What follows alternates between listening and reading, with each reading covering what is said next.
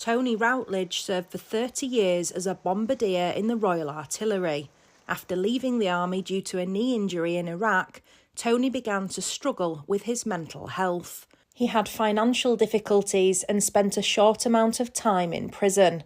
After he was released, the father of 5 felt let down by the country and threw his medals into the River Swale in Richmond. I just stood on the end of the sort of pier there and flung my medals in, just screaming. I mean, I don't know what I was just screaming and that.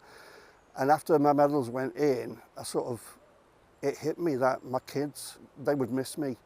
I didn't feel as though society and, well, shall we say politicians and people like that, I didn't feel as though they respected us forces anymore. The way the country was going, I felt as though I'd put on a uniform for 30 years to protect this country, and it was just being let open and things were going on. The army veteran received support from the Royal British Legion. The charity was a lifeline for Tony, who's now in the process of getting his medals back. I went back to thinking, you know what, it doesn't matter if other people don't think or I did anything, or, you know, if this country is going down a little bit.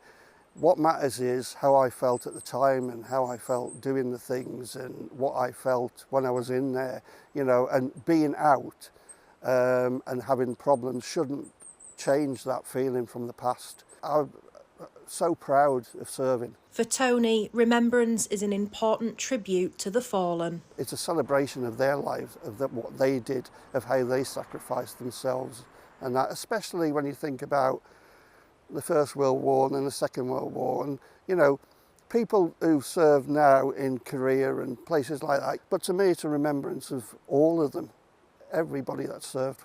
Funds raised for the Poppy Appeal help veterans like Tony and honours them for their service. Anna Riley, GB News.